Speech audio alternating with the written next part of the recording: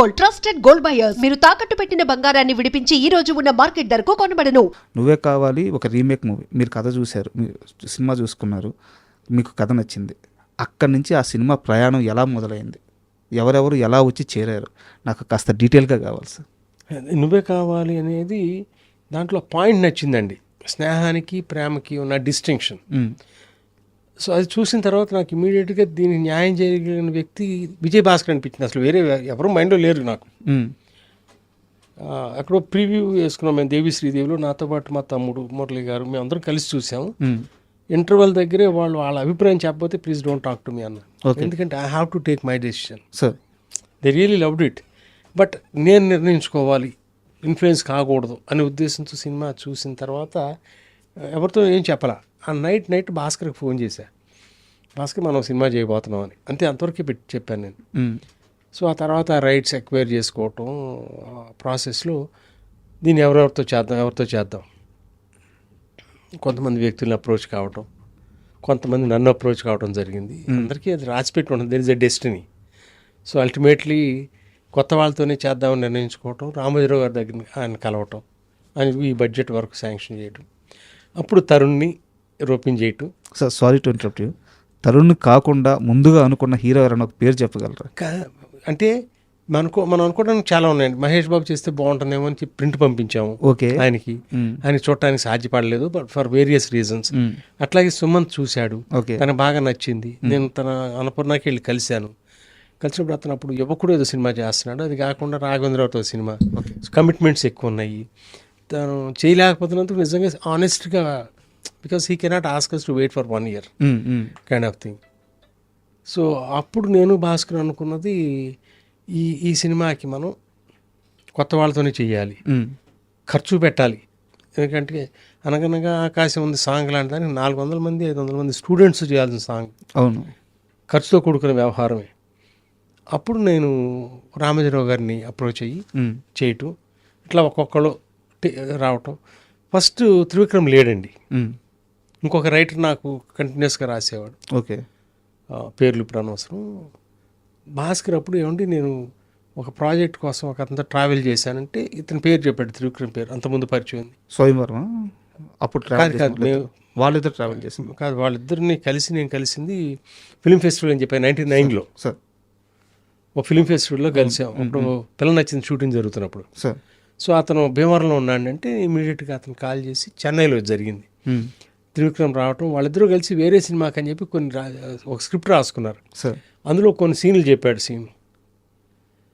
చెప్తే ఇంక దేనికి అసలు నేను మామూలుగా స్క్రిప్ట్ రైటింగ్ అప్పుడు ట్రావెల్ అవుదాం అనుకున్న వాడిని మీరిద్దరు రాసేసి చివరిలో చెప్పండి నాకు నరేషన్, అనంత కాన్ఫిడెన్స్ వచ్చింది. సింక్ అయింది మీకు? You go head, I know మెతుకు పట్టుకుంటే చాలు కదా, that's it, this is what is needed for this kind of film అన్న తర్వాత మేము ముగ్గురం టీం అయిపోయాం. ఇక ఎక్కడి నుంచి who else to be on the board. So ఒక్కొక్కరిని తీసుకుంటా అట్లా జరిగిందండి ఆ సినిమా. సార్ మొన్న మీరు త్రివిక్రమ్ గారు మాట్లాడుకుంటున్న వీడియోలో చూశాను, అక్కడ కొన్ని విషయాలు మీరు చెప్పనట్టు చెప్పి వదిలేశారు. తరుణ్ గారి అక్కడ ఫారెన్లో చేసిన పూజ ఏంటి, అసలు ఏం జరిగింది, ఎంత ఫైన్ కట్టారు, ఏం జరిగింది చెప్పండి. ఏం లేదండి, ప్రతిరోజు తను చాలా భక్తి శ్రద్ధలతోనూ పూజ చేస్తాడు, స్నానం చేసి వచ్చి అక్కడ కూడా ఇక్కడి నుంచి తెచ్చుకుంటాడు దేవుడి బొమ్మలు ఇవన్నీ. సో ఆ రోజున షూటింగ్కి వెళ్ళాలి 7 గంటలకు 7:30కు, తను 6 గంటలకు 6:30కు అప్పుడు రెడీ అయిపోయి, I don't remember whether it was in the morning or in the evening, what ever it is, అదే హారతి ఇచ్చి అగరబత్తి గీశాడు. పైన ఫైర్ ఎక్స్టింగ్విషర్స్ ఇవి ఉంటాయి కదా, ఆ ఫైర్ అలార్మ్స్, ఈ పొగ వెళ్ళింది, ఫైర్ అలారం ఎక్కడో మోగింది, గబగబా ఫైర్ ఇంజిన్ రావటం, ఫాల్స్ అలారం కింద. సో దానికి ఏదో ఫైన్ కట్టారు. ఎంత కట్టారు? ఐ డోంట్ రిమెంబర్ అండి, మేబీ అప్పుడు ఒక 500 ఫ్రాంక్స్ ఉంటుందేమో, 10, కొంచెం పెద్ద అమౌంట్ కింద లెక్క. But you have to pay, you have to obey their rules. తర్వాత ఏమన్నారు తరుణ్ గారు ఇన్సిడెంట్ చేసి? అదే చాలా స్పోర్ట్ ఆడతా పాడతా కదా చేసింది. త్రివిక్రమ్ కూడా అన్నాడు కదా, నీకు చాలా కాస్ట్లీ పూజ అయిపోయింది.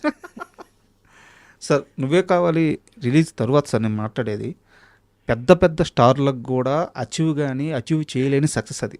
అంటే 100 days సెంటర్స్ కానీ, 175 సెంటర్స్ కానీ, 200 days సెంటర్స్ కానీ నువ్వే కావాలి సినిమాకి చాలా ఎక్కువ ఉన్నాయి అన్నమాట కేంద్రాలు. సో అంత పెద్ద సక్సెస్ వచ్చిన తర్వాత అంత చిన్న ఏజ్లో తరుణ్ ఎలా తీసుకున్నాడు ఆ సక్సెస్ని? తరుణ్ తర్వాత కూడా తను మంచి సినిమాలు చేశాడు కదండి. నువ్వు మన వీళ్ళ సినిమా చేశాడు కదా, సురేష్ వాళ్ళదే ఒక సినిమా చేశాడు. I think did reasonable well. తర్వాత బహుశా స్క్రిప్ట్ సెలక్షన్లో పొరపాట్లు జరిగి ఉంటాయి, అందుకనే తన గ్రోత్ ఇంకా పైకి వెళ్ళకోకుండా సార్ జరిగి ఉంటుందండి. It's always important your script selection. మన చేతుల్లో ఏముండదంట, you have a destiny, that's where he has heard. Sir ఎంత కాదనుకున్న తరుణ్ మీరు తీసుకొచ్చిన హీరో, మీ చేతుల మీదుగా వచ్చిన హీరో. యాక్చువల్గా ఆయన ఏ స్థానంలో ఉంటాడు, ఏ రేంజ్కి వెళ్తారో అందరూ ఆల్రెడీ ఒక క్యాలిక్యులేషన్ వేశారు. బట్ బ్యాడ్ లక్ అది జరగలేదు. ఎప్పుడైనా మీరు ఆయన కలిసినప్పుడు మాట్లాడతారా తరుణ్ ఇలా ఏంటండి?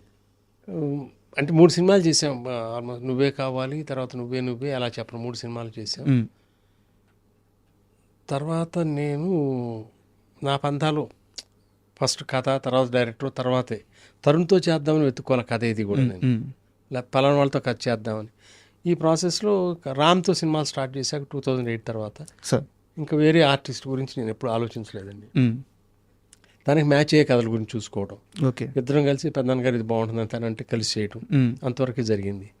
సో తరుణ్ గురించి మీరు పర్టికులర్గా అడిగిన ప్రశ్నకి నేను సమాధానం చెప్పలేను, ఎందుకంటే తర్వాత ఇప్పుడు కూడా నా దగ్గరికి అంత డిమాండింగ్ స్క్రిప్ట్ 2008 ముందు రాలా, తనతోనే చేయాలని. 2003లో అనుకుంటా అలా చెప్పిన లాస్ట్ ఫిల్మ్. సార్ ఆ తర్వాత గౌరీ, ప్రేమంటే ఇంతే, సార్ అట్లా 2-3 సినిమాలు చేసాము. ఎప్పుడు కలిసింది లేదు బయట, ఎప్పుడు కలిసింది లేదు. మామూలుగా కలవటానికి హలో అంకుల్ అంటాడు, ఇప్పుడు ఫోన్ చేసినా దట్స్ మన నువ్వే రీ రిలీజ్ అప్పుడు కూడా మేము అందరం కలిసి ఒక స్టేజ్ మీద. అవును. So he has the same love for all of us, we have the same love for him. నాకు ఒక క్వశ్చన్కి సమాధానం కావాలి.